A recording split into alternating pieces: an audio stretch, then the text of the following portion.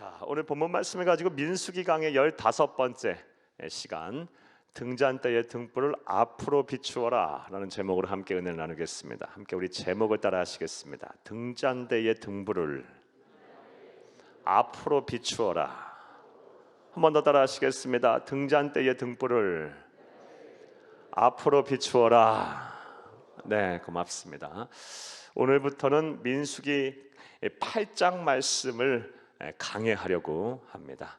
이에 앞서서 우리 지난 시간에 살펴본 민수기 7장에 대한 내용을 간단하게 말씀을 먼저 드리겠습니다. 민수기 7장 내용은 민수기에서 가장 시간적으로 볼 때 가장 먼저 일어난 사건에 대한 기록입니다. 즉 하나님께서 정하신 대로, 명령하신 대로 이스라엘 백성들이 하나님의 임재의 상징이자 성전의 전신인 이 성막을 봉헌하고 난 후 하나님께서도 명령을 또 하셨어요.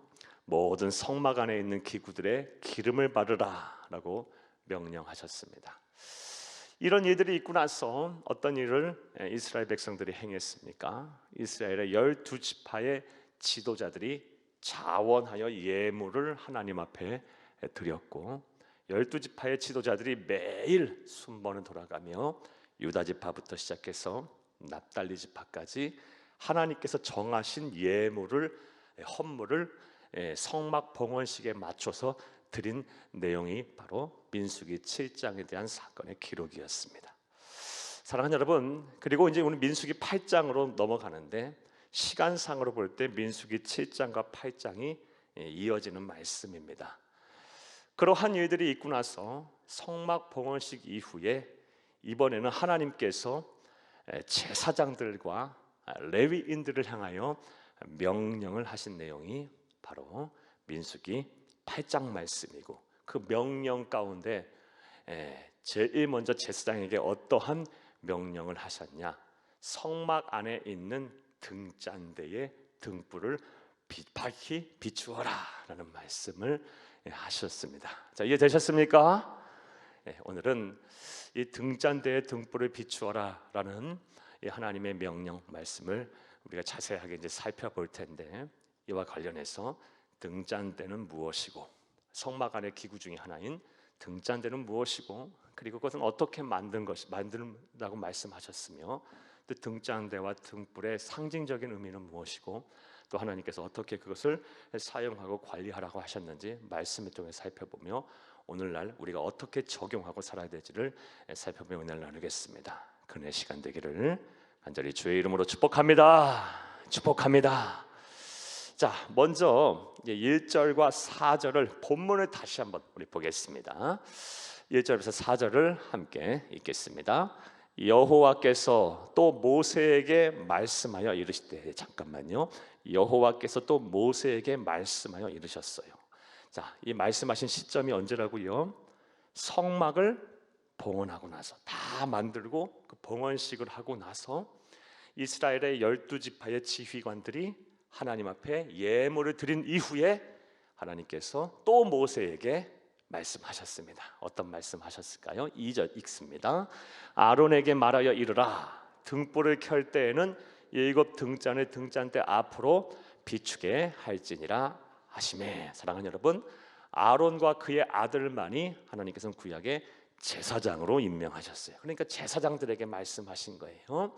등불을 켤 때에는 7 등잔을 등잔대 앞으로 비추게 할지니라 하셨습니다. 자, 3절 읽습니다. 아론이 그리하여 등불을 등잔대 앞으로 비추도록 켰으니 여호와께서 모세에게 명령하심과 같았더라. 아멘. 성막 안에 있는 등잔대의 등불을 밝혀라 라고 제사장에 명령하셨습니다. 4절 읽습니다. 이 등잔대의 제작법은 이러하니 곧 금을 쳐서 만든 것인데 밑판에서 그 꽃까지 쳐서 만든 것이라. 모세가 여호와께서 자기에게 보이신 양식을 따라 이 등잔대를 만들었더라. 아멘. 자, 보면 우리 1절에서 4절 말씀에 우리 하나님께서 성막을 봉헌하고 나서 다 만들고 봉헌식을 하고 나서 그 성막 안에 있는 등잔대의 등불을 밝혀라 라고 말씀하셨고, 오늘 본문에는 그 등잔대가 어떻게 만들어졌는지에 대한 제작법까지 말씀을 하셨습니다. 자, 그렇다면 이 성막 안의 기구 중에 하나인 등잔대는 어떤 것일까요? 무엇일까요? 여러분 사진 하나 보겠습니다. 자, 이런 사진 많이 보셨죠? 예, 성막 안에 있는 등잔대, 이거 히브리어로 메노라라고 합니다. 메노라. 이 메노라, 오늘날에도 이 유대교의 상징이고 이스라엘이라는 나라의 국가적인 공식적인 문장이기도 해요. 이스라엘 가면 국회의사당 앞에 딱 저 문양이 있다고 합니다. 하나님께서는 이 성막 안에 저 등잔대를 만들어 놓게 하셨고 저것으로 불을 밝히게 하셨습니다. 자, 그렇다면 이 등잔대는 어떻게 만들라라고 하나님께서 명령하셨을까요? 어떤 식으로 만들라라고 말씀하셨을까요? 먼저 4절을 우리가 보겠습니다. 4절 읽겠습니다. 이 등잔대의 제접법은 이러하니 곧 금을 쳐서 만든 것인데, 여기까지만 보겠습니다. 순금 한 덩어리를, 이 등잔대를 만들려면요, 순금 한 덩어리를 우리 방자 유기 만들듯이 두드리고 쳐서 늘려서 모양을 만들고 덧붙여서 이어서 막 합금하거나 뭐 용접을 하거나 이렇게 하는 것이 아니고, 순금 한 거리를 망치로 막 두드려서 방자 유기 만들듯이 이렇게 형상을 만드는 거예요. 금 한 덩어리에서 이 모양을 이렇게 만들어라라고 말씀을 하셨습니다. 이것이 바로 성막 안에 있는 에서 불을 밝히는 등잔대의 제작법입니다. 순금을 두드려서 쳐서 모양을 만들어라. 자, 그렇다면 왜 하나님께서는 이런 방식으로 등잔대를 만들라라고 말씀하셨을까요? 사랑하는 여러분, 우리가 봐서 알겠지만 또 좀 이따 설명을 하겠지만, 이 등잔대의 형상을 만들긴다는 것은, 두드려서 만든다는 건 쉬운 일이 아니었을 거예요. 그렇죠? 그럼에도 불구하고 하나님께서는 금 한 덩어리를 다 두드려서 늘려서 펴서 이어붙이지 말고 덧붙이지도 말고 그 등잔대를 만들라 하셨어요. 그 이유가 무엇일까요? 사랑하는 여러분, 하나님께서 쓰시고자 하는 성물, 쓰시고자 하는 것은 정결해야 함을 나타내 보이시기 위해서 하나님께서는 순금 한 덩어리를 이어붙이지 말고 두드려서 쳐서 만들라라고 명령하신 것임을 믿으시기를 간절히 주의 이름으로 축복합니다. 사랑하는 여러분, 이처럼 하나님께서 쓰시고자 하는 사람도 마찬가지예요. 불순물이 섞이면 안 돼요. 다른 말로 두 마음 세 마음을 가진 사람은 하나님께서 안 쓰세요. 하나님은 우리의 마음과 생각을 정확하게 꿰뚫고 계신 분이에요. 우리가 한 마음 한 뜻이 돼서 잡생각이 들어가지 않고 개인의 탐욕과 정욕과 욕심이 들어가지 아니하고 순수한 마음으로 우리가 하나님 앞에 쓰임 받고자 설 때 하나님께서는 우리를 사용하는 것을 믿으시기를 간절히 주의 이름으로 축복합니다. 하나님으로부터 쓰임 받기를 원하십니까? 다른 말로 하나님부터 복 받기를 원하십니까? 그렇다면 우리의 마음에 다른 생각들이 들어가 버리면 안 돼요. 왜 우리가 이렇게 예배를 열심히 드려야 하며, 왜 우리가 봉사와 충성에 더 열심히 다해야 하고, 또 왜 우리 하나님께서 우리에게 맡겨주신 사명을 더 열심히 감당해야 합니까? 하나님을 사랑하는 마음, 하나님이 우리에게 주신 그 은혜에 감사해서, 또 하나님께 영광 돌리기 위해서, 주신 은혜가 크고 너무 고맙고 감사해서, 이러한 아주 순수한 동기로 우리가 하나님 앞에 서고 하나님의 쓰임 받기를 위해 노력해야지, 뭔가의 이익을 구하고 내 욕심을 채우고 무엇인가를 얻기 위해서 주 앞에 다른 두 가지 세 가지의 마음으로 선다면 하나님께서는 사람의 눈을 속일 수 있을지라도 하나님의 눈을 속일 수가 없어요. 하나님은 그런 사람 쓰시지 아니하십니다. 구약의 이 성막 안에 있는 성물 중에 하나인 등잔대를 하나님께서는 이어서 붙이고 덧붙여서 붙인 것이 아니고 금 한 덩어리를 오로지 망치로 두들겨 펴서 그 형상을 만들어서 사용하라 하심을 통해 우리는 정결한 하나님의 백성만을 하나님께서 쓰신다는 사실을 알 수가 있었습니다. 이것을 온전히 믿는 저와 여러분 되기를 간절히 주의 이름으로 축복합니다. 자, 먼저 어떻게 제작하라고 말씀하셨습니까? 금 한 덩어리를 두드려 쳐서 만들라라고 말씀하셨어요. 오늘 본문에 또 나와 있지는 않지만 이 등잔대를 성막 안에 성물 중에 하나인 등잔대를 만드는 방법을 출애굽기 25장에서 자세하게 또 말씀을 하셨습니다. 출애굽기 25장 말씀에 보게 되면은 이 금 등잔대를 어떠한 모양으로 만들라라고 말씀하셨냐면 살구나무까지 7가지를 형상으로 만들고, 그리고 등잔대의 등잔은 살구꽃의 꽃받침 형상으로 만들라라고 명령하셨습니다. 자, 출애굽기 25장 32절에서 33절을 함께 읽겠습니다. 가지 6을 등잔대 곁에서 나오게 하되 다른 3가지는 이쪽에서 나오고 다른 3가지는 저쪽에서 나오게 하며. 자, 그러니까 가운데 중심이 딱 있겠죠. 가운데 중심이 딱 있고 왼쪽에 가지 3개, 오른쪽에 가지 3개, 총 7가지가 되겠죠. 자, 33절 읽습니다. 이쪽 가지에 살구꽃 형상의 잔색과 꽃받침과 꽃이 있게 하고 저쪽 가지에도 살구꽃 형상의 잔색과 꽃받침과 꽃이 있게 하여 등잔대에서 나온 가지 6을 갖게 할지며. 아멘. 말씀을 읽었으니까 이제 그림을 보면 이해가 될 거예요. 다시 한번 사진 보여주세요. 자, 이해되셨습니까? 저게 이 가지가 어떤 나무의 형상이라고요? 살구나무의 가지 형상으로 만들라라고 말씀하셨고, 저 끝에 있는 등잔대의 잔은 살구꽃 꽃받침의 형상에 따라서 만들라라고 말씀을 하셨습니다. 그리고 이것은 이어붙이고 덧붙이고 용접해서, 오늘날은 그렇게 만들 수 있을지 모르겠어요. 근데 오늘날도 그렇게 제작은 안 한다고 해요. 이건 성물이기 때문에 금 한 덩어리를 오로지 두드리고 펴서 이 모양을 만들어내는 거예요. 보통 기술이 아니겠죠. 보통 정성에 들어가는 게 아니겠죠. 자, 그렇다면 이제 됐습니다.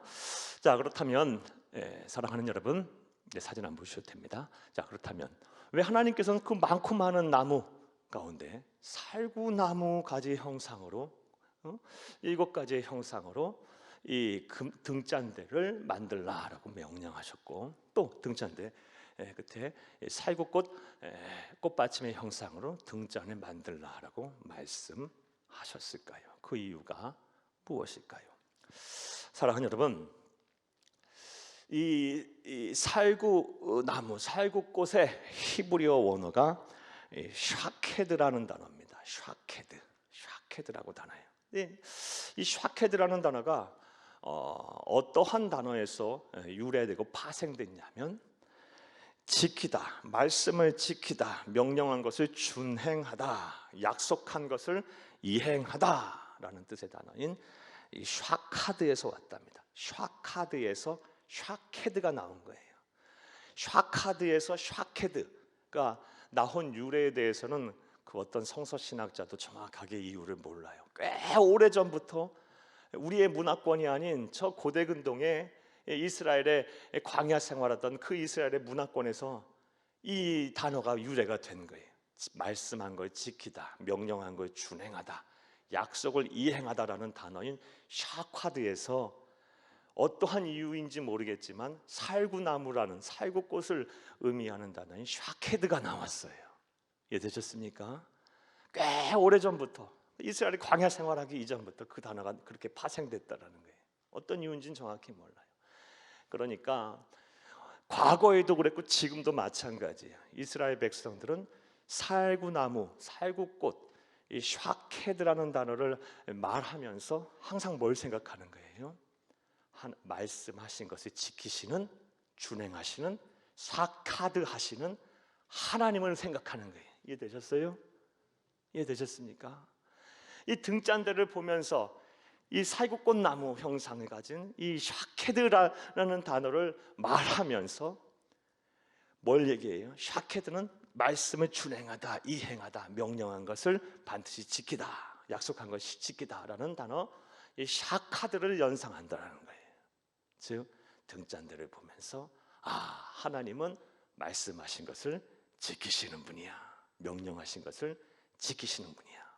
언약을 하신 것을 반드시 성취하시는 분이야 라고 생각을 한다라는 것입니다. 이러한 문화 속에서 하나님께서 이 다른 수많은 나무들 가운데 살구나무 가지를 가지고 등잔대를 만들라라고 명령한 것임을 믿으시기를 간절히 주의 이름으로 축복합니다. 나는 약속한 것을 지키는 여호와다. 이것을 광야에 생활하는 이스라엘 백성들을 향해서 그 등잔대를 보므로 알게 하신 거예요. 그래서 오늘날에도 말씀드렸다시피 이스라엘의 국회의사당에 가보면 이 딱 정면에 저게 딱 문양을 새겨져 있다고 해요. 하나님은 약속하신 것을 지키시는 분이다. 우리 민족, 우리 나라를 향해서 언약하신 그 약속을 반드시 지키시는 분이다 라는 의미로서 현대에 이르러서도 이 문양을 사용하고 있다라고 합니다.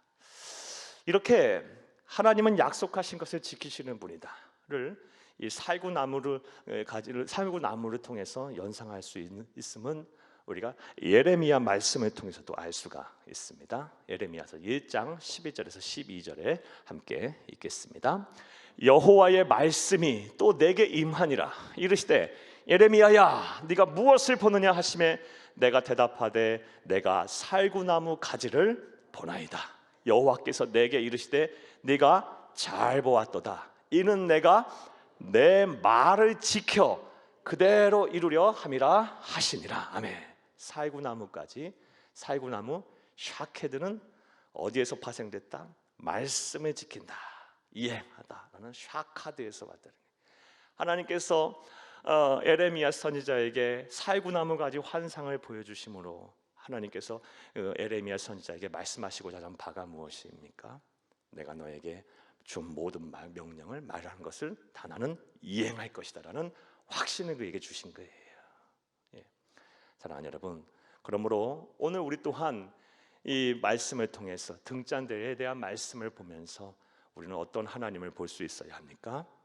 우리에게 약속하신 말씀하신 모든 것을 이행하시는, 준행하시는 신실하신 하나님을 우리가 믿고 바라봐야 할 줄로 믿습니다. 하나님은 말씀하신 것 지키시는 분이에요. 우리에게 수도 없는 말씀을 이미 주셨어요. 자, 이 신구약 66권이 저와 여러분에게 주신 하나님의 약속의 말씀이에요. 이 말씀을 내게 주신 말씀으로 내가 딱 붙잡고 하나님 내게 주신 명령이라는 거 딱 지키며 살면 하나님께서 그 말씀하신 대로 다 이행하실 거예요. 준행하실 거예요. 이 말씀 내게 주신 말씀이야 하고 붙잡고 살면 신실하신 하나님, 반드시 우리에게 그 약속하신 거 반드시 지키시는 그 하나님께서 우리 그 약속을 준행하실 줄로 믿습니다. 자, 저는 지금까지 성막 안에서 사용된 성물 중에 하나인 등잔대가 무엇이고 등잔대를 하나님께서 어떻게 만들라고 하셨는지에 대한 제작 방법에 대한 말씀을 드렸고 그것에 담겨져 있는 의미에 대한 말씀을 드렸어요. 자, 그럼 이제 등잔대와 등불에는 어떠한 의미가 있을까? 이 상징적인 의미가 있을까를 좀 더 구체적으로 생각을 해보겠습니다. 오늘날 우리에게는 이 등잔대가 솔직히 말해 필요하지 않아요. 왜요? 등잔대 없어도 우리 성전 안에는 불이 밝아요. 그러므로 우리가 이 등잔대 그 자체를 우리가 의미를 크게 둘 필요는 없어요. 우리는 이 등잔대에 담겨져 있는 상징적인 의미를 찾는 것이 우리에게 중요한 것이지, 우리 다 불 끄고 이 등잔대에 불 켜고 등잔에 기름에 심지 붙여서 우리가 살 것은 아니잖아요. 우리는 구약의 백성이 아니에요. 우리는 신약의 백성이고 최초의 이 광야 생활하는 이스라엘 백성들의 삶과는 비교할 수도 없을 정도로 과학과 문명이 발달한 세상을 살고 있는 사람들이에요. 그러므로 등잔대를 만들고 그것에 불을 비추고 성막 안에서 하나님께 제사를 예배드려라 라는 그 명령을, 물론 그 명령을 준행한 명령으로 하나님의 말씀으로 알아야 되겠지만 우리에게 중요한 것은 그 안에 담겨져 있는 상징적인 의미가 무엇인가 찾는 것이 중요한 것을 믿으시기를 간절히 주의 이름으로 축복합니다. 자, 그렇다면 등잔대 안에 있는 등불, 등잔에 있는 밝혀지는 이 등불은 어떠한 의미가 있을까요? 어떠한 상징적인 의미가 있을까요? 첫 번째, 등잔대의 등불은 진리를 상징합니다. 한번 따라합니다. 진리를 상징한다. 성막 안에 있는 등잔대의 등불은 뭘 상징한다? 진리를 상징해요. 성막은요, 창문이 없어요. 2중 3중으로 덮개를 덮으라고 말씀하셨어요. 그러니까 그 안에 들어가면 어떻게 해요? 깜깜한 거예요. 성소와 지성소가 있어요. 성소 안에는, 여러분 성막 공부하신 분들은 알겠지만, 성소 안에는 등잔대가 있고 그 바로 앞에 뭐가 있어요? 12개의 떡을 하나님 앞에 진설하는 진설대가 있어요. 떡을 올려놓는 진설대가 있고요. 그리고 지성소 앞으로 들어가는 바로 입구에는 분향단이 있어요. 그리고 성소에서 지성소 안으로 들어가면 그 안에 하나님의 임재의 상징인 언약궤 법궤가 있는 거예요. 어떻든 간에 이런 것들이 있는데, 사랑하는 여러분, 성막 안에는 창문이 없어요. 천막을 2중으로 3중으로 덮어놨어요. 그러니까 등잔대에 등불을 안 밝히면 어떻게 되는 거예요? 깜깜해요. 깜깜해. 빛이 전혀 들어가지 않아요. 따라서 등잔대의 등불은요, 성막 안을 밝히는 유일한 빛이에요. 빛. 자, 이 등잔대의 등불이 성막 안을 밝히는 유일한 빛이다라고 했는데, 그거 진리하고 무슨 상관이 있을까요? 사랑하는 여러분, 진리는 오직 하나예요. 구원에 이르는 진리가 무엇입니까? 예수가 그리스도라는 믿음을 통해서 우리가 구원을 받는 거예요. 이 진리 외에는 구원에 이를 수 있는 방법이 없어요. 세상은 깜깜해요. 깜깜해요. 사랑하는 여러분, 깜깜해. 그 무엇으로도 우리의 죄의 문제를 해결할 수가 없고, 그 어떤 방법으로도 우리가 구원에 이를 수가 없어요. 오직 진리이신 예수를 그리스도로 믿는 믿음을 가지고 우리가 구원을 받는 거예요. 자, 그럼 다시 말해서 이것을 이제 현재적인 의미로 해석을 해보면, 성막 안에 있는 등잔대를 밝히는 등불은 우리를 구원으로 이끄는 진리이신 예수 그리스도를 상징하고 예표하는 것을 믿으시기를 간절히 주의 이름으로 축복합니다. 예수님이 구원에 이르는 유일한 뭐다? 진리입니다. 진리. 사랑하는 여러분, 우리가 이 믿음을 우리가 분명히 해야 될 거예요. 성막 안에 밝히는 이 유일한 빛, 이 빛인 등잔대의 등불, 이거는 오늘날 구약 시대에는 성막 안에 유일한 빛이었다 한다면, 신약에 이르러서는 온 이 죄로 가득하고 폐역하고 없는하고 죄가 많은 이 어둠의 세상 가운데 우리를 유일하게 구원으로 이끄는 진리이신 예수 그리스도를 예표합니다. 사랑하는 여러분, 등잔대의 등불이 진리이신 예수 그리스도를 예표함은 이 세상에 오신 예수님께서 당신께서 직접 우리에게 말씀을 하셨습니다. 이와 관련한 말씀을 보겠습니다. 요한복음 8장 12절을 함께 읽겠습니다.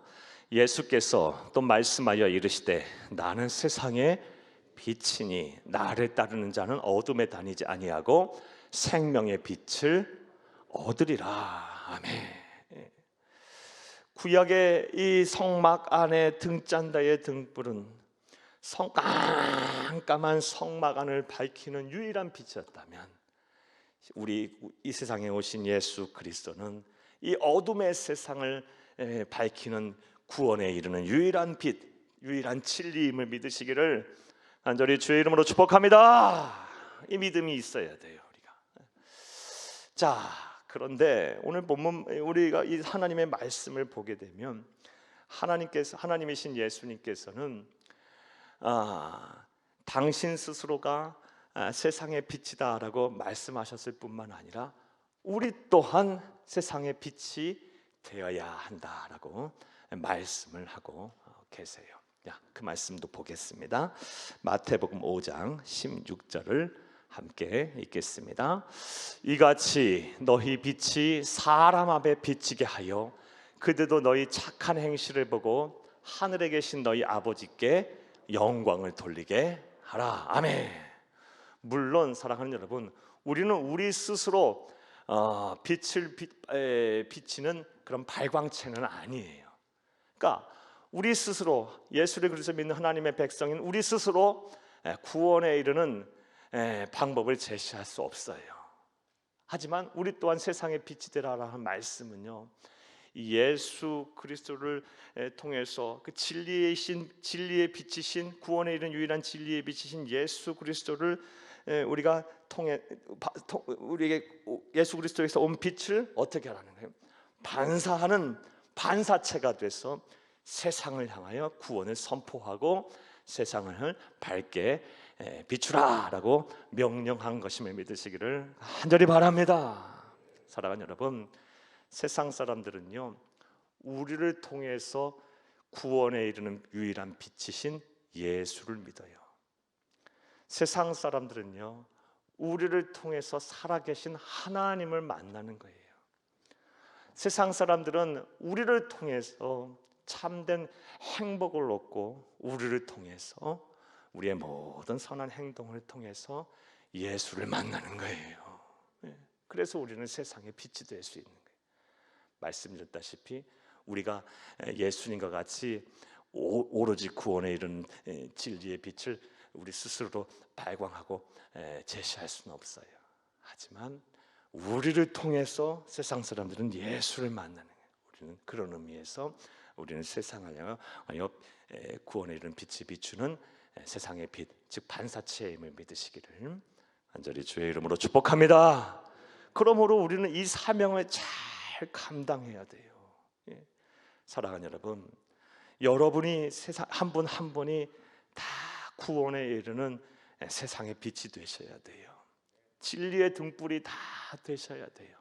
그래서 여러분의 가정을 비추어서 가정에 있는 모든 사람들이 구원을 받고 예수를 믿고 영생을 얻고 참된 행복에 이르게 해야 하고, 또 우리들이 각자의 삶의 자리, 직장과 사업장, 학교와 삶의 일터를 향 나가서 우리를 구원에 이르는 이 빛을, 예수님에게 우리에 향하여 주신 이 빛을 잘 반사하여 잘 소개하고 잘 밝게 비추어 우리의 모든 삶의 지경을 죄와 사망의 권세를 깨뜨리고 구원에 이르게 해야 합니다. 이 사명 잘 감당하는 저와 여러분 되어야 할 줄로 믿습니다. 자, 첫 번째로 등잔대와 등불은 뭘 상징한다? 등잔대의 등불은 뭘 상징한다? 진리를 상징한다. 특별히 더 자세히 말씀드리면 진리이신 뭐다? 예수 그리스도를 상징한다라는 것을 믿으시기 바랍니다. 또 두 번째로 등잔대의 등불은 무엇을 상징할까요? 바로 축복, 복을 상징합니다. 따라해 보겠습니다. 등잔대의 등불은 복을 상징합니다.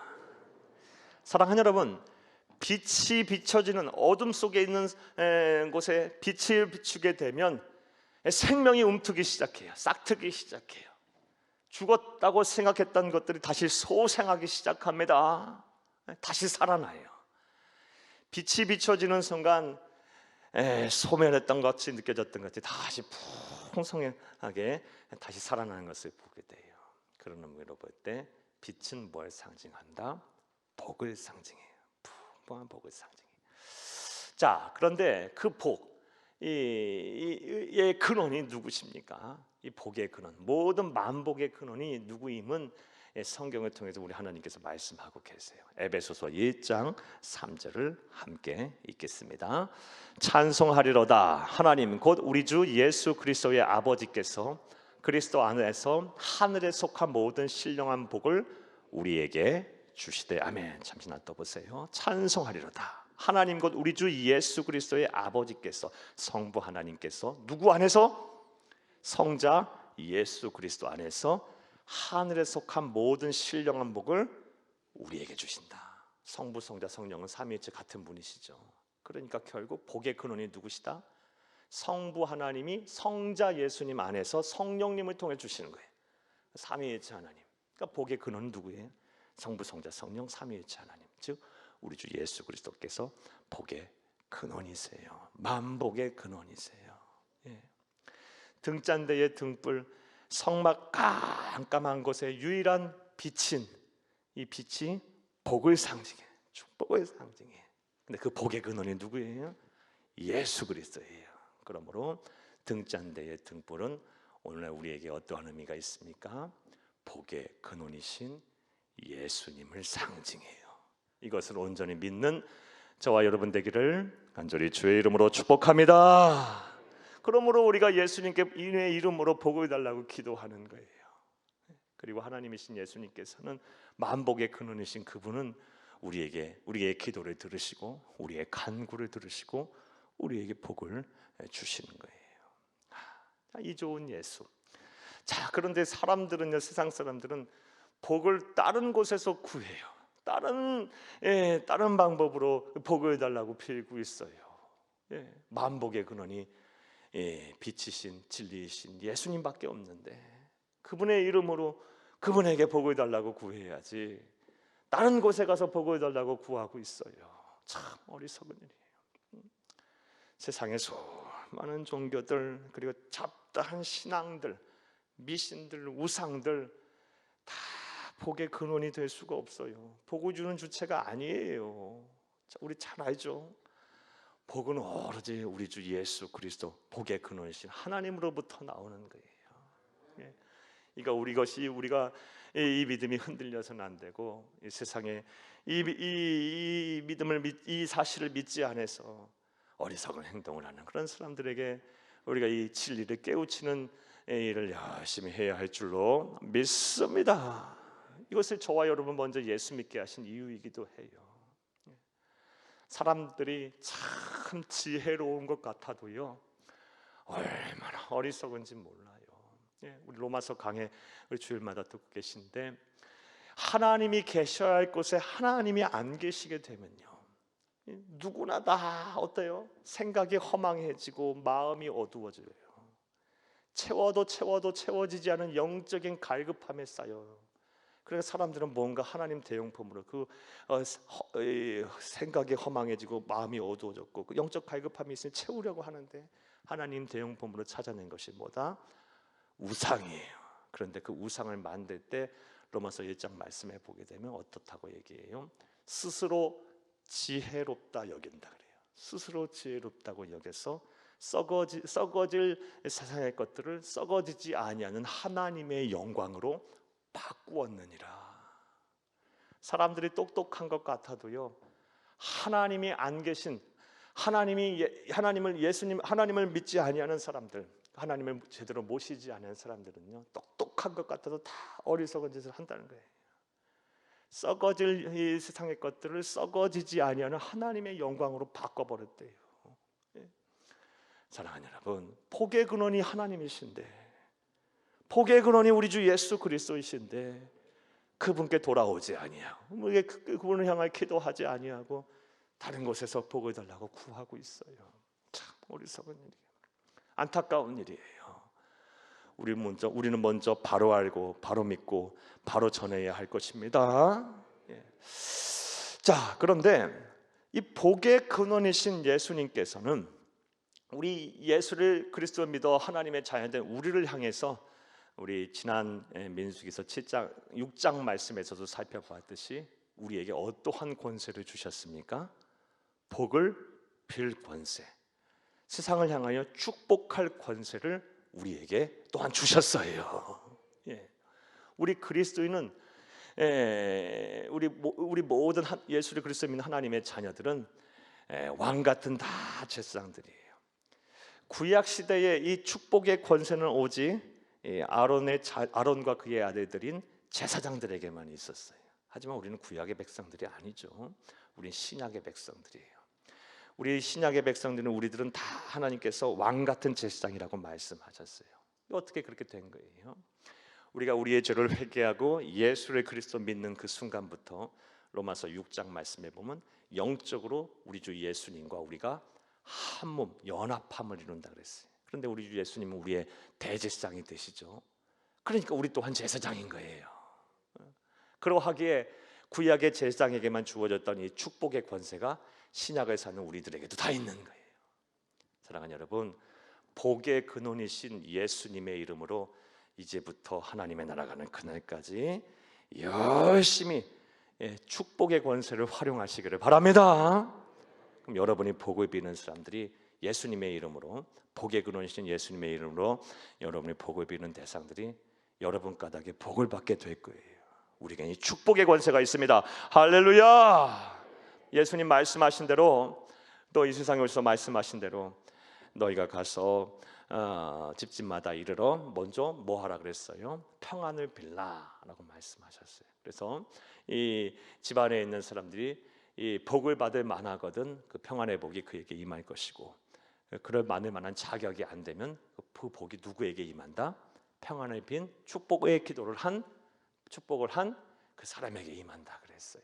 그러니까 저와 여러분은 열심히 우리가 축복을 해야 할 거예요. 심지어 우리의 마음을 아프게 하고 상하게 하고 우리에게 손해를 입힌 사람이라 할지라도, 심지어 원수라도 우리가 그를 향해서 예수 그리스도의 이름으로, 복의 근원이신 하나님의 이름으로 복을 빌어야 할 거예요.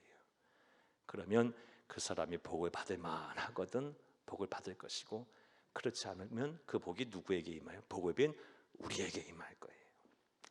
그러므로 저와 여러분, 이 축복의 권세를 우리에게 주셨으니 이 권세를 잘 활용해야 할 줄로 믿습니다. 자, 등잔대의 등불은 무엇을 상징합니까? 성막 안에 있는 유일한 빛, 이 빛은 복을 상징해요. 그리고 이건 신약의 의미로 복의 근원이신 예수 그리스도를 상징하고 예표한다고 볼 수가 있습니다. 또 이 등잔대의 등불은 무엇을 상징할까요?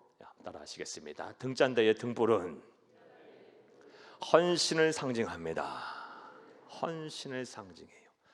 사랑하는 여러분, 등잔대의 등불이 등잔대에서 이 일곱 살구나무까지의 형상을 따라 만들어진 이 등잔대의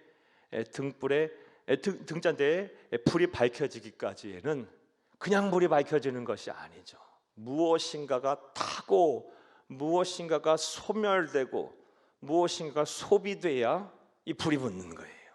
등잔대에 뭐가 있어야 불이 붙겠어요? 기름으로 채워라. 기름이 채워져 있을 때. 출애굽기 25장 말씀에 보게 되면 감람유를 채우라 그래서 한 번도 써보지 않은 순수한 아주 100% 순도 100%의 감람유를 채우라. 등잔대 유를 채우고 거기에 또 뭐를 꽂아야 돼요? 불을 붙이 발화시키려면 심지를 꼽아야지. 심지를. 그러니까 이 감람유와 심지가 불타지 않으면 등잔대 안에 있는 불은 발화가 될 수가 없는 거예요. 그런 의미로 볼 때 성막 안에 있는 유일한 빛인 등잔대의 등불은 뭘 상징해요? 헌신을 상징합니다. 헌신. 자, 그런데 이 세상에 오셔서 우리를 구원하시기 위해서 완전한 헌신을 보여주신 분이 누구십니까? 완전한 헌신을 하신 분이 누구십니까? 우리 주 예수 그리스도예요. 그러하기에 이 구약 안에 성막 안에 유일한 빛이었던 등잔대의 등불은 신약 시대에 이르러 우리를 구원하시기 위해서 완전한 헌신을 하신 우리 주 예수 그리스도를 상징하고 예표하는 것을 믿으시기를 간절히 주의 이름으로 축복합니다. 우리 주 예수 그리스도께서 이 세상에 오셔서 우리를 구원하시기 위해서 어느 정도까지 헌신하셨는지 말씀을 보겠습니다. 빌립보서 2장 5절에서 8절 함께 읽겠습니다. 너희 안에 이 마음을 품으라. 곧 그리스도 예수의 마음이니 그는 근본 하나님의 본체시나 하나님과 동등됨을 취할 것을 여기지 아니하시고 7절 오히려 자기를 비워 종의 형체를 가지사 사람들과 같이 되셨고 8절 사람의 모양으로 나타내사 자기를 낮추시고 죽기까지 복종하셨으니 그 십자가에 죽으심이라. 아멘. 이 정도까지 창조주 하나님이 헌신하셨어요. 창조주 하나님이 우리를 구원하시기 위해서 사람이 되셨어요. 이것도 대단한 헌신이에요. 피조물화 되셨어요. 그런데 거기서 그치는 것이 아니라 자신의 생명까지 십자가에서 내던지시며 죽으심으로 거기까지 헌신하심으로 우리를 구원하셨어요. 예, 우리 예수님이 얼마나 우리를 위해서 헌신하셨는지 잘 알 수 있어요. 우리 예수님은 헌신 그 자체예요. 헌신. 그러므로 이러한 예수님의 헌신적인 사랑을 값없이 받은 우리들 또한 우리 예수님을 따라 우리가 세상을 구원하기 위한 하나님의 나라를 이 땅에 이루기 위한 헌신의 삶을 살아야 할 줄로 믿습니다. 언젠가 저와 여러분은 하나님의 나라에 하나님 앞에 설 날이 올 것입니다. 그렇죠. 누구나 다 이건 피할 수 없는 거예요. 한 번 죽는 것은 정한 것이 그 후에 심판이 있다 그랬어요. 저와 여러분 천년만년 살 수 있는 삶이 어디 있습니까? 영원한 존재가 어디 있습니까? 자, 반드시 때가 되면 하나님 앞에 설 날이 올 것입니다. 그것이 오늘이 될지 내일이 될지 몇 개월 몇 년 후가 될지 수십 년 후가 될지 아무도 몰라요. 분명한 사실은 반드시 하나님 앞에 서게 날 날이 온다는 거예요. 인생의 마지막 날이 와요. 그 앞에 섰을 때 하나님은 우리의 인생의 성공과 실패를 무엇으로 가늠하실까요? 너가 얼마나 나를 위해서 헌신하였나, 이걸 보실 거예요. 이게 우리의 인생의 성공과 실패를 가늠하는 척도예요. 하나님의 기준. 사랑하는 여러분, 여러분에게 한번 여쭤보겠어요. 저와 여러분은 하나님 앞에 오늘 말씀을 통해서 우리가 분명하게 다시 한번 우리의 신앙을 점검하고 다짐을 해야 할 거예요. 여러분은 우리 주 예수님을 위해서 얼마나 무엇을 헌신하셨고 헌신하고 계십니까? 여러분, 하나님의 나라를 위해서, 주의 몸된 교회를 위해서, 어려운 이웃들을 위해서 무슨 헌신을 하고 계십니까? 어떠한 손해를 보고 감내하고 계십니까? 어떠한 고난을 받고 계십니까? 여러분 잘 판단하고 생각해 보세요. 평생 예수를 믿었어도 내가 주의 나라와 주의 몸된 교회와 또 어려운 이웃과 또 하나님의 나라를 위해서 헌신한 것이 없다면 우리는 하나님의 나라 앞에 가서 받을 상급이 적은 거예요. 예수를 그리스도 믿는 믿음이 있으면 구원은 받을 거예요. 하지만 하나님의 나라에서 받을 상급은 다른 거예요. 우리의 헌신의 정도를 보시고 하나님께서는 우리에게 상급을 허락하실 거예요. 부디 말씀에 듣는 모든 분들 한 분도 예외 없이 하나님의 나라에 가서 한이 없는 그런 하나님의 주시는 그런 걸 받는 여러분 다 되기를 간절히 주의 이름으로 축복합니다. 자, 이제 그런데 이렇게 하나님의 나라와 주의 몸된 교회와 어려운 이웃을 위해서 헌신하려면, 우리 예수님처럼 헌신하려면 꼭 우리에게 필요한 것이 있어요. 무엇이 필요할까요? 자, 여러 가지 말씀드릴 수 있겠지만 구약 안에 있는 구약의 성막 안에 있는 유일한 빛이었던 등잔대의 등불에 대해서만 우리 그 안에서 생각해 보며 연관하여 답을 한번 찾아보겠어요. 등잔대의 등잔대에서 그 빛이 발아 하고 등불이 켜지기까지 무엇이 필요하다고 말씀드렸어요? 등잔 안에 감람유, 기름이 채워져야 돼요. 그리고 이 기름을 발화시킬 심지가 있어야 돼요. 사랑하는 여러분, 성경에서 기름, 특별히 감람유는요 무엇을 상징합니까? 성령 하나님을 상징해요. 성령 하나님. 그러므로 우리의 헌신이 정말 하나님께서 기뻐하시는 온전한 헌신, 하늘 상급으로 이어지는 온전한 헌신이 되려면 성령 하나님의 도우심과 성령 하나님의 이끄심대로 헌신해야 돼요. 그런데 안타깝게도 오늘날 한국교회 많은 성도들이 하나님의 뜻대로 성령 하나님의 이끄심대로 헌신하지 않고 자기 하고 싶은 대로 헌신해요. 온전한 헌신이라고 볼 수 없어요. 하나님의 마음에 합한 헌신이라고 볼 수 없어요. 믿음이 어느 정도 있는 성도치고 헌신하지 않는 성도들이 어디 있습니까? 다 해요. 다 해. 그런데 대체로 성령 하나님의 이끄시는 대로 성령 하나님의 충만하신 그 기름에 젖어, 성령 하나님의 기름 부으심에 콕 젖어 헌신하는 것이 아니고 내 뜻, 내 생각, 내 계획, 내 목표, 내 목적, 내 유익에 따라 헌신해요. 이런 헌신은 하나님 보시 기뻐하시는 헌신이 아니에요. 온전한 헌신이 아니에요. 성령 하나님이 이끄시는 대로, 감화 감동해 주시는 대로 성령 충만하여 헌신하는 것이 정말 하나님께서 찾으시고 기뻐하시고 원하시고 요구하시는 헌신을 믿으시기를 간절히 주의 이름으로 축복합니다. 자, 또 우리의 헌신이 하나님 기뻐하시는 하늘 상급으로 이어지는 온전한 헌신이 되려면 우리에게 무엇이 필요할까? 자, 성막 안에 유일한 빛이었던 등잔대의 등불, 불이 켜지기까지는 또 뭐가 필요하다 그랬어요? 감람유를 채운 이후 심지가 있어야 돼. 이 심지는요, 불이 붙는 순간부터 다 없어져 버리는 거예요. 심지가 남아있지 않아요. 마찬가지예요.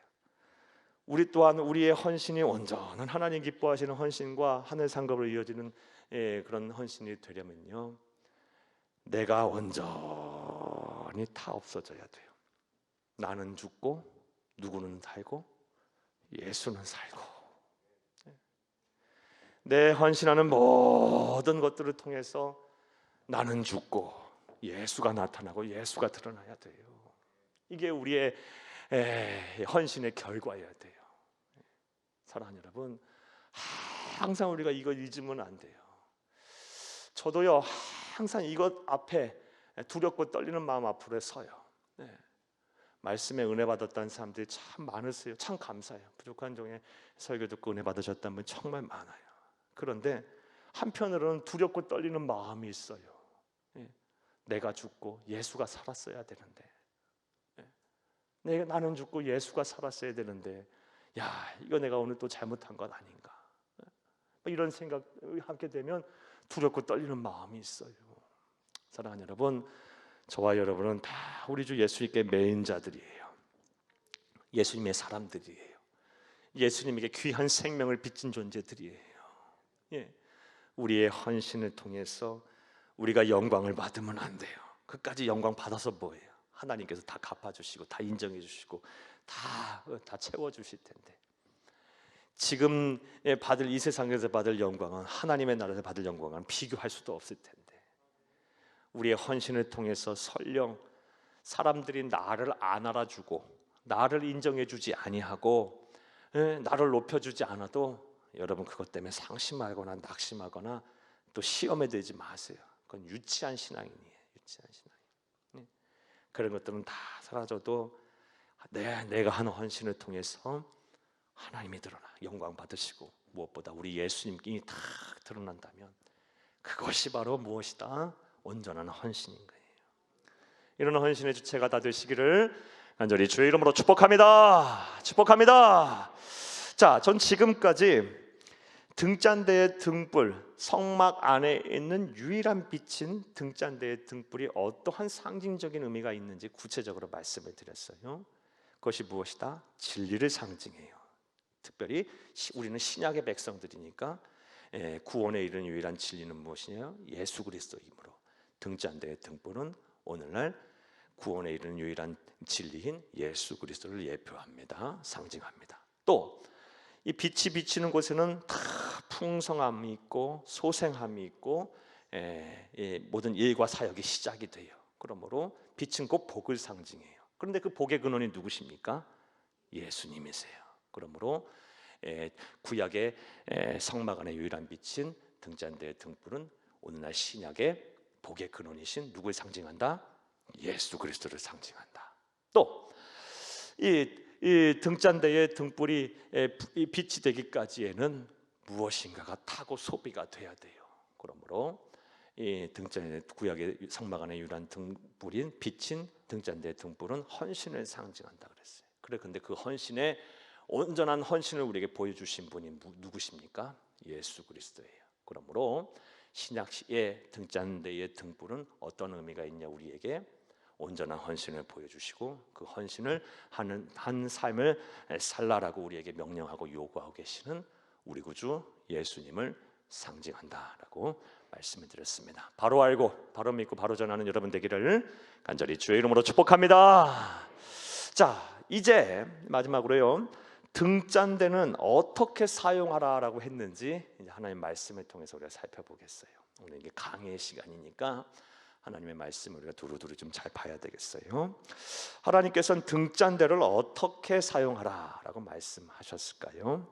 먼저 오늘 본문 2절과 3절을 보겠습니다. 2절과 3절 함께 읽겠습니다. 아론에게 말하여 이르라. 등불을 켤 때에는 7 등잔을 등잔대 앞으로 비추게 할지니라. 아론이 그리하여 등불을 등잔대 앞으로 비추도록 켰으니 여호와께서 모세에게 명령하심과 같았더라. 아멘. 성막 안에 유일한 빛이었던 등잔대의 등불을 비추는데 어떻게 비추라? 앞을 향하여 비추라 그랬어요. 앞을 향해 비추라. 등잔대 불을 뒤로 이렇게 켜놓을 수도 있어요. 옆으로 비추게 할 수도 있어요. 좌측으로, 우측으로도 할 수 있는데 하나님은 그렇게 하라고 명령하지 않으시고 오로지 앞을 향하여 비추라 이렇게 사용하라고 말씀하셨어요. 자, 그렇다면 그 이유가 무엇일까요? 이유가 있으니까 말씀 그렇게 하셨겠죠. 자, 사랑하는 여러분, 이건 성막의 구조를 이해하면 잘 알 수 있어요. 여러분, 등잔대 앞에 바로 정면에는 무엇이 있었냐? 성소 안에 있는 성막 안에는 성막 안의 성소의 등잔대 바로 앞에 무엇이 있었냐? 앞서 서두에 말씀드린 대로 여호와 하나님께 매일 진설할 떡이 있었어요. 12지파가 고운 가루로 떡을 만들어서 누룩을 넣지 않은 떡을 만들어서 그 진설대 위에 매일매일 올려야 했어요. 그러니까 앞을 향하여 비추라는 것은 뭘 비추라는 거예요? 성소 안에 있는 떡상을 비추라는 거예요. 떡을 비추라는 거. 이해되셨습니까? 자, 그런데 우리는 구약의 백성들이 아니에요. 우리 이 자리에 등불 켜놓고 이 앞에 떡상 만들 이유가 없어요. 우리는 신약의 백성이에요. 그 안에 있는 상징적인 의미를 찾아야지. 자, 그렇다면 이 떡은 누구를 상징할까? 이 또한 우리 주 예수님께서 이 생에 계신 동안 말씀하셨어요. 요한복음 6장 48절을 함께 읽겠습니다. 내가 곧 생명의 떡이니라. 아멘. 그러니까 등잔대의 등불을 앞을 향하여 비추라는 것은 오늘날 신약의 의미로 어떤 의미가 있는 거예요? 너희는 세상에 나가서 예수를 비추라. 뭐예요? 전하라. 뭐예요? 드러내라. 뭐예요? 소개하라. 뭐예요? 증거해라. 이 말씀이에요. 이게 바로 오늘 우리에게 주시는 영적인 의미이고 교훈이에요. 너희는 뭐 해라? 예수를 드러내라. 예수만을 자랑해라. 사도 바울이요 이것을 정확하게 알았어요. 그래서 갈라디아서 6장 14절에 다음같이 말해요. 함께 보겠어요. 그러나 내게는 우리 주 예수 그리스도의 십자가 외에 결코 자랑할 것이 없으니 그리스도로 말미암아 세상이 나를 대하여 십자가에 못 박히고 내가 또한 세상을 대하여 그러하니라. 아멘. 사도 바울은요 자기 스스로 자랑할 것이 많았어요. 당시 거의 모든 학문과 철학을 통달했던 사람이에요. 언어도 유창하게 여러 가지 언어를 했을 거예요. 이 사도행전의 말씀에 보게 되면 이 아테네에 가서 그 수많은 철학자들과 거리낌 없이 이 기독교를 변증할 수 있었던 사람이에요. 그리고 바리새인 중에 바리새인이었다 한다는 것은 하나님의 말씀인 율법에 통달한 거예요. 그리고 그 율법은요 오늘날 사회법이기도 해요. 단순히 종교적인 법이 아니고 세상을 통치하는 수단인 법, 사회법이 그 당시엔 율법이었어요. 그러니까 사회법의 전문가인 거예요. 오늘날 말하면 헌법과 형법과 무슨 민법과 이거 다 전문가인 거예요. 사랑하는 여러분, 거기다 로마 시민권자이기도 했고요. 당시 사람들이 인정했던 최고의 스승인 가말리엘이라는 사람 밑에 문화생이었어요. 오늘날은 최고 학부를 다닌 사람이에요. 자랑할 게 굉장히 많아요. 그런데 나는 그거 모두 자랑할 게 없다. 예수 그리스도의 십자가 외에는 자랑할 게 없다. 너희의 등잔대의 등불을 앞으로 비추라. 그 앞에 뭐가 있어요? 떡이 있어요. 그거에 비추라. 우린 구약의 백성이 아니야. 신약의 백성이야. 떡은 누굴 상징해요? 예수 그리스도를 상징해요. 오로지 그거에 비추랍니다. 우리의 삶을, 여러분의 삶을 통해서 예수 그리스도가 오직 자랑되어지기를 간절히 주의 이름으로 축복합니다. 이런 것 생각하면 우리의 인생의 목표가 분명해져요. 사랑하는 여러분, 왜 우리가 돈을 많이 벌어야 할까요? 그리스도인 잘 살아셔야 돼요. 왜요? 우리 예수 그리스도가 영광 받으시고 하나님의 나라가 이 땅에 온전히 이루어지기 위해. 여러분 혼자 잘 먹고 잘 살기 위해서는 세상 사람들의 가치관과 기준과 다를 바가 없어요. 우리 귀한 학생들, 청년들이 좋은 학교를 가고 좋은 직업을 얻고 그리고 좋은 일들을 많이 해야 합니까? 그걸 통해서 우리 주 예수 그리스도가 드러나고 자랑되게 하기 위해서. 여러분 잊지 마세요. 우리는 세상을 사나 세상 사람들과는 다른 가치관을 갖고 살아야 돼요. 구별된 존재예요. 말로만 구별되고 산다고 하지 말고 가치관이 변해야 돼요. 생각이 달라지지 않으면 안 되는 거예요. 말씀하고 계세요. 너희의 등잔대의 등불을 앞으로만 비추라. 그 앞엔 떡상이 있네요. 예수 그리스도를 자랑하라. 이것이 오늘 현대적인 신학의 의미임을 믿으시기를 간절히 주의 이름으로 축복합니다. 또 하나, 왜 앞으로만 비추라라고 말하는 이 앞으로의 의미는 뭐냐면요, 앞을 단순히 장소의 개념으로 보지 말고 공간의 개념으로 보지 말고 시간의 개념으로도 해석을 할 수가 있어요. 이해되셨어요? 앞에 공간적인 의미인 공간적인 의미로 해석해서 떡상을 비추라는 말이 아닌 앞으로만 비추라는 것을 시간의 의미로 해석하면요, 과거에 연연하지 말고 얽매여 있지 말고 그거보다 비교할 수 없이 중요한 현재와 미래를 향해 나아가라는 말씀이기도 해요. 오늘 많은 성도들이 과거에 매여 있는 분들이 많아요. 과거의 허물과 과거의 실수와 과거의 실패에 사로잡혀서 그것과는 비교할 수도 없는 현재와 미래를 그르치는 그런 성도들 많고요. 또 반대로 과거의 영광에 취해서 현재는 미래에 그냥 나태하고 게으르며 정말 과거 추억팔이만 하고 사는 사람들이 얼마나 많은지 몰라요. 이것도 하나님 앞에 죄예요, 여러분. 사랑하는 여러분, 여러분의 삶이 오늘보다 내일이, 내일보다 모레가 더 기대가 돼야 하고, 하나님께서 오늘보다 내일이, 내일보다 미래에 더 여러분에게 복을 주시며, 오늘보다 내일이, 내일보다 모레 하나님께서 여러분에게 여러분을 더 크게 사용할 수 있기를 간절히 주의 이름으로 축복합니다. 구역장 모임 수요일 하면서 이런 말씀 종종 드리죠. 그래서 우리는 이렇게도 기도해야 된다 그랬어요. 나의 자녀와 나의 후손들이 나보다 더 예수 잘 믿게 해주시고, 나보다 나의 자녀와 나의 후손들이 나보다 더 많은 하나님께 복을 받게 해달라고 기도해야 하고, 나보다 내 자녀들과 내 후손들이 하나님으로부터 더 쓰임 받게 기도해달라고 우린 그렇게 기도해야 된다고 말씀드렸어요. 그렇게 기도하세요. 자꾸 앞으로 나아가야 돼요. 우리 그리스도인들은 과거에 매여 있으면 안 돼요. 이사야 선지자가 이와 관련해서 아주 우리에게 도전해 주는 말씀을 하고 계세요. 이사야서 43장 18절 함께 읽겠습니다. 너희는 이전 일을 기억하지 말며 옛날 일을 생각하지 말라. 아멘. 이 말씀은 단순히 이 지난 일을 기억하지 말고 생각하지 말라. 또 반대로 잘못 해석하면 은혜를 꼭 갚아라, 이런 말씀만 생각하기 쉬운데요, 앞서 말씀대로 이 말씀 이렇게 해석하시는 게 가장 맞아요. 과거에 연연해서, 과거에 얽매여서 그것보다 셀 수도 없어 중요한, 비교할 수 없이 중요한 현재와 미래를 그르치지 말라라는 말씀이에요. 사랑하는 여러분, 자꾸 하나님이 주신 은혜 속에 성령 하나님과 함께하면서 자꾸 미래지향적인, 과거보다 현재보다 미래가 더 하나님께 복을 받고 또 여러분의 신앙이 성숙해지고 더 큰 일을 주와 함께 행하는 여러분들이 다 되시기를 간절히 주의 이름으로 축복합니다. 축복합니다. 자, 첫 번째로 등잔대를 어떻게 사용하고 관리하라고 말씀하셨습니까? 성경에 등잔대의 등불을 앞을 향해 비추게 해라 라는 말씀하셨어요. 이게 오늘 본문의 내용이고요. 오늘 본문에 나와 있지는 않지만 출애굽기 27장의 말씀을 보게 되면 다음 같은 말씀도 있어요. 출애굽기 27장 20에서 21절을 함께 읽겠습니다. 너는 또 이스라엘 자손에게 명령하여 감나무로 짠 순수한 기름을 등불을 위하여 내게로 가져오게 하고 끊이지 않게 등불을 켜되 아론과 그의 아들들로 회막안 증거궤 앞 회장 앞 밖에서 저녁부터 아침까지 항상 여호와 앞에 그 등불을 보살피게 하라. 이는 이스라엘 자손이 대대로 지킬 규례이니라. 아멘. 24시간 등불 끄지 말라 이 말씀이에요.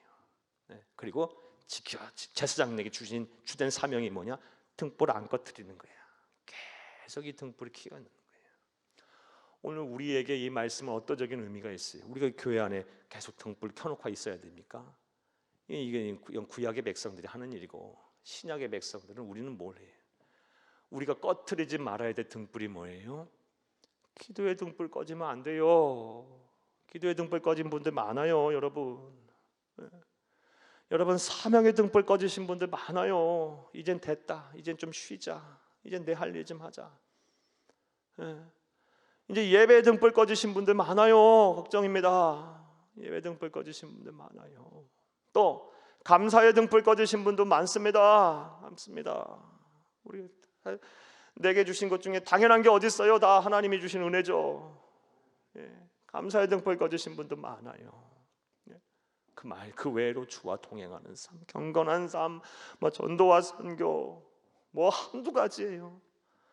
여러분, 이 등불이 꺼지는 순간은요, 다 염려와 근심, 두려움, 또 좌절, 낙심, 외로움, 5만 가지들이 다 찾아와요.